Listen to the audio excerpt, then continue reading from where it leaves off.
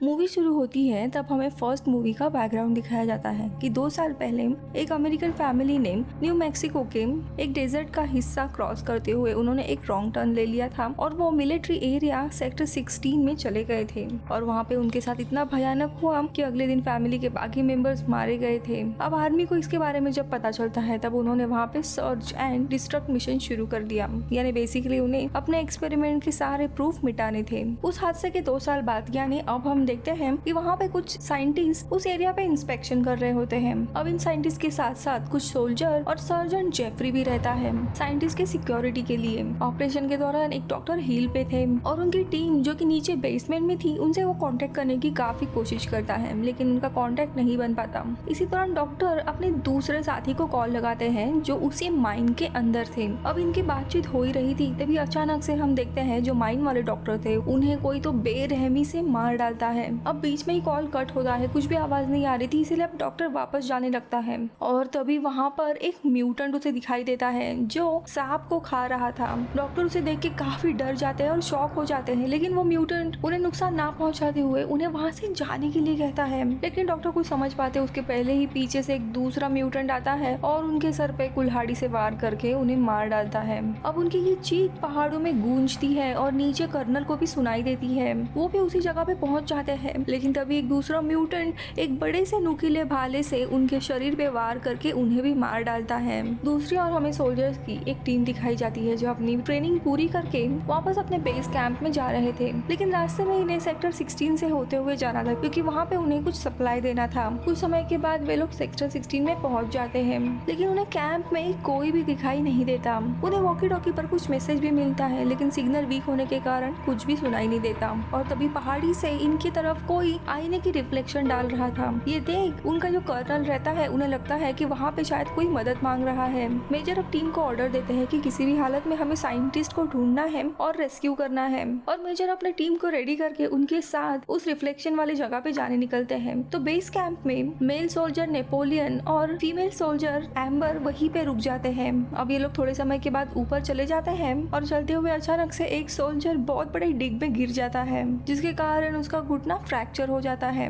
उसके चोट के कारण कर्नल उसे वापस नीचे बेस में भेज देते हैं। बेस कैंप में हम नेपोलियन को देखते हैं जो वॉशरूम गया होता है लेकिन अचानक से कमोड से 2 हाथ बाहर आते हैं। ये देखते हुए अचानक से वो डरते हुए बाहर आता है और जाके वो अंबर को बताता है। अंबर जब रेस्टरूम में देखने जाती है तब उसे एक इंसान दिखाई देता है। ये इंसान और कोई नहीं बल्कि पहले की जो टीम आई थी उन्हीं में से एक डॉक्टर था। वो उनसे मदद मांगने लगता है। वो दोनों भी उसे बाहर निकालते हैं और उसे क्लीन अप करते हैं। उस डॉक्टर की हालत काफी खराब होती है। एम्बर और नेपोलियन दोनों को भी कुछ समझ नहीं आता और अपनी टीम को वो कांटेक्ट करने की कोशिश करते हैं। इसी दरम्यान डॉक्टर के शरीर पे काफी ज्यादा घाव थे जिसके कारण वो मारे जाते हैं। उन्हें पता नहीं था लेकिन दरअसल ये एक ट्रैप था। जब तक वो डॉक्टर को देख रहे थे तब तक म्यूटेंट्स वहाँ आते हैं, उनके सारे हथियार गायब करते हैं और गाड़ी में रख के गाड़ी को आग लगा देते हैं। ये लोग वापस अपने ऊपर गए हुए टीम को कॉल करने की कोशिश करते हैं लेकिन नेटवर्क नहीं लगता। अब एम्बर खुद ऊपर जाने का फैसला करती है और वो कैंप से निकल जाती है लेकिन वो चीखते हुए नेपोलियन को कुछ बोलने की कोशिश करती है और तभी हम देखते हैं एक म्यूटेंट उसके ऊपर पीछे से हमला कर देता है। नेपोलियन ये देख उसकी मदद करने के लिए उसके पास भागता है।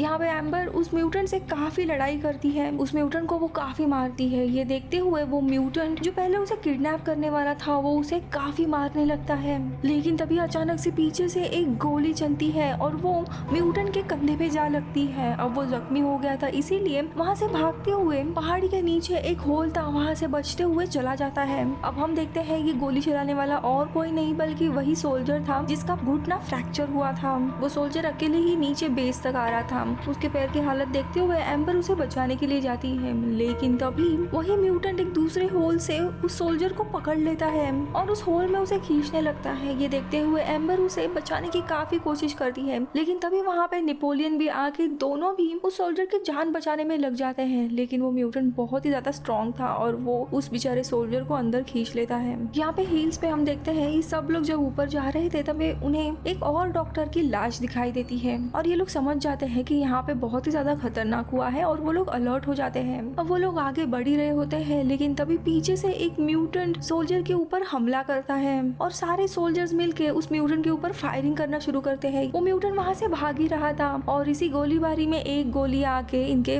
मेजर को लग जाती है और वो उधर ही मारे जाते हैं। अब इनके लीड ही मारे गए हैं ये देख बाकी के सारे सोल्जर काफी परेशान होने लगते हैं। इसी दौरान एम्बर और नेपोलियन को भी हम देखते हैं वो वहाँ तक पहुँच गए थे। यहाँ पे बाकी के सोल्जर्स पूछते हैं कि ब्रायन कहाँ गया। ब्रायन यानी वही सोल्जर जिसका घुटना इंजर्ड हो गया था। तो ये दोनों भी सारा किस्सा बता देते हैं कि यहाँ पे काफी खतरनाक म्यूटेंट्स है और उन्होंने ही उसे मार डाला और उन्हें पता चल गया था कि वो लोग अभी काफी बड़ी मुश्किल में है क्योंकि इनकी कार का ब्लास्ट हो गया था। इनके ज्यादा हथियार इनके पास नहीं थे और अभी रात होने वाली थी। अब वो मेजर के शव को वापस नीचे ले जाने लगते हैं। अब ये बहुत ही बड़े हील पे थे इसीलिए ये लोग प्लान बनाते हैं कि मेजर के शव को किसी सोल्जर से एक रस्सी से बांधते हुए हील से नीचे लाया जाएगा। अब एक सोल्जर उनके शव को अपने शरीर से बांधता है और वो हील से नीचे उतरने लगता है। बाकी सोल्जर्स रस्सी को पकड़े हुए थे लेकिन तभी अचानक से वो रस्सी टूट जाती है और जो सोल्जर मेजर को कैरी कर रहा था उसका भी देहांत हो जाता है। लेकिन तभी सोल्जर नोटिस करते हैं कि ये रस्सी किसी ने तोड़ी हुई है। अब ये लोग एक एक करके जब वापस नीचे जा रहे थे तभी एक म्यूटेंट आके इन्हीं में से एक सोल्जर को मार देता है। अब इन्हें पता चल गया था कि जो भी म्यूटेंट है वो एक एक करके सबको मार रहे हैं।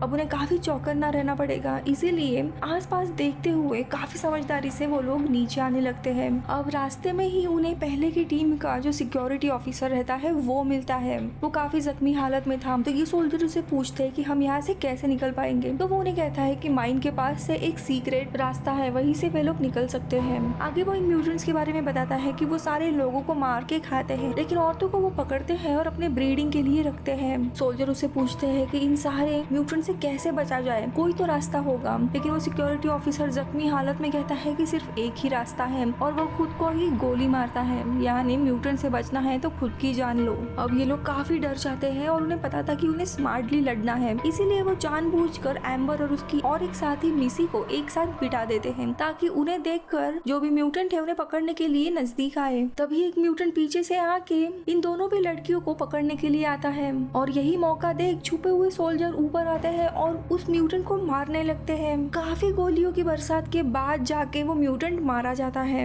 अब यहाँ पे बाकी के सोल्जर उसे देख डिस्कस ही कर रहे होते हैं। तभी मिसी जो अभी भी बैठी हुई थी उसे एक म्यूटेंट पकड़ के लेके जाता है। उसकी चीखें सुन के ये सारे सोल्जर चौकन्ना होते हैं और उसे ढूंढने के लिए निकलते हैं और मिसी की आवाज को फॉलो करते करते वो उसी माइन तक पहुंच जाते हैं जहाँ पे उनका अड्डा था। अब यहाँ पे काफी खतरा था इसीलिए उनमें का ही एक सोल्जर माइन के अंदर आना नहीं चाहता और इसीलिए वो उन्हें छोड़कर वापस चला जाता है। लेकिन वो अकेला होने के कारण इजीली म्यूटेंट्स का शिकार बन जाता है। एक म्यूटेंट उसे हील के बीच में ही पकड़ लेता है और उसका एक हाथ काटता है और उसे पहाड़ी के नीचे फेंक कर मार देता है। यहाँ पे माइन के लोग काफी अंदर तक निकल आते हैं और तभी नेपोलियन और एम्बर का पैर फिसल के वो लोग एक टनल के यहाँ पे गिर जाते हैं और दोनों भी वहाँ पे बेहोश होते हैं। अब बाकी के सोल्जर कैसे तैसे ऊपर से उन्हें जगाने की कोशिश करते हैं। उन्हें उठता हुआ ना देख वो उनकी तरफ आने लगते हैं। तो यहाँ पे थोड़े समय के बाद इन दोनों को भी होश आता है और वहाँ से वो निकलने की कोशिश करते हैं। लेकिन थोड़े समय के बाद म्यूटेंट को इनकी भनक लग जाती है और वो एम्बर को वहाँ से लेके जाने लगता है। तभी नेपोलियन उस म्यूटेंट को मार नहीं चाहता है। अब काफी मारने के बाद उसे नीचे गिराता है और उसके सर पे काफी बार पत्थर से वार करता है और आखिरी में उसका सर कुचल के उसे मार देता है। लेकिन तभी एक दूसरा ब्लाइंड म्यूटेंट वहाँ पे आ जाता है और नेपोलियन और एम्बर की स्मेल सूंघते हुए वो उनके नजदीक आ रहा था। अब उससे बचने के लिए वो दोनों भी एक सीक्रेट डोर का सहारा लेते हैं और अचानक से नीचे गिर जाते हैं। लेकिन वो तो किसी और म्यूटेंट का घर था और उन्हें वहाँ पे वही म्यूटेंट मिलता है जो दरअसल अच्छा होता है और स्टार्टिंग में डॉक्टर को बचाने की कोशिश कर रहा था। लेकिन ये दोनों भी उसे देख के डर जाते हैं लेकिन वो इनके ऊपर हमला ना करते हुए उन्हें समझाने की कोशिश करता है और उन दोनों को भी वो एक जगह पे छुपने के लिए कहता है। तो यहाँ पे ऊपर एम्बर और नेपोलियन को ढूंढते हुए दो सोल्जर वहाँ तक पहुँच जाते हैं लेकिन वो ब्लाइंड म्यूटेंट इन दोनों को भी सूंघते हुए उनके ऊपर अंधाधुंध फायरिंग करने लगता है और उसी में से एक गोली एक सोल्जर को लगती है। अब ये सब कुछ देखते हुए दूसरा सोल्जर उस ब्लाइंड म्यूटेंट को मारने में कामयाब होता है लेकिन इसी फायरिंग में एक गोली उन्हीं के एक साथी को भी लगती है। अब नेपोलियन को अपने साथियों की भनक लग जाती है इसीलिए उस सीक्रेट डोरवे से वो अपने बाकी साथियों को अपने साथ छुपाने के लिए लेके आता है। यहाँ पे जो अच्छा म्यूटेंट रहता है उसका नाम हेंसल था। हेंसल उन चारों को भी वहाँ से बच के निकलने में उनकी मदद करता है और उन्हें वो बाहर लेके जाने लगता है। अब जाते हुए ये सारा म्यूटेंट का इलाका था जहाँ पे उन्हें काफी अजीबोगरीब चीजें दिखाई देती है जैसे कि लोगों के सर रखे हुए थे, उनके शरीर के पार्ट्स रखे हुए थे और ये देखते हुए सब लोग डिस्टर्ब हो जाते हैं। और तभी उन्हें वहाँ पे पहले की जो टीम थी उन सारे साथियों की डेड बॉडी मिलती होती है वो सब लोग घबरा जाते हैं कि कौन से मुसीबत में वो लोग फंस गए हैं। और तभी वहाँ पे वो सोल्जर जिसे गोली लगी थी वो काफी अनस्टेबल होने लगता है और वो उधर ही मारा जाता है। अब वो उसका शव लेके वहाँ से निकलने लगते हैं। मिसी जिसके लिए ये लोग यहाँ पे आए थे वो बेचारी अभी भी कैद थी।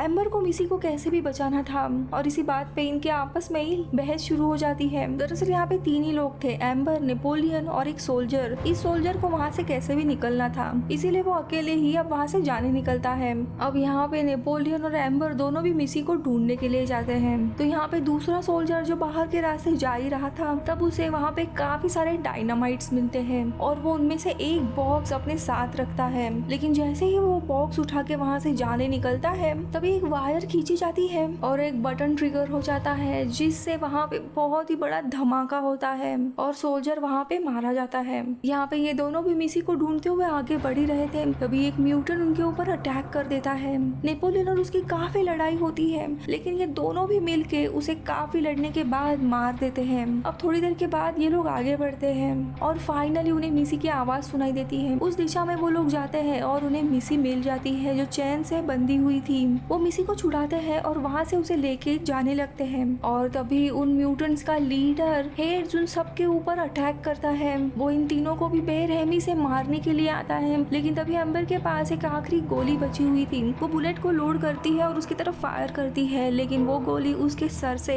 छू के जा निकलती है जिसके कारण उसे बस एक छोटी सी चोट आती है सर पे और वो बेहोश होने लगता है। लेकिन ऐसे हालत में भी वो एम्बर को पकड़ के उसे मारने के लिए जाता है। तभी पास में ही नेपोलियन को एक रॉड मिलता है और वो उसके शरीर के आर पार कर देता है लेकिन उससे भी कुछ नहीं होता। तभी मिसी को साइड में एक हथौड़ा मिलता है और उस हथौड़े से उसके ऊपर काफी बार वो वार करती है और नेपोलियन अपनी गन निकाल के उसके मुंह के आर पार कर देता है और वो फाइनली मारा जाता है। अब वो तीनों भी वहाँ से बचते हुए एक दूसरे डोर से बाहर आते हैं और मूवी के अंत में देखते हैं कि और भी कोई था जो लैपटॉप से इनके ऊपर नजर रखे था और मूवी इधर ही खत्म होती है। मैं मिलूंगी आपसे अगले वीडियो में, तब तक के लिए बाय बाय।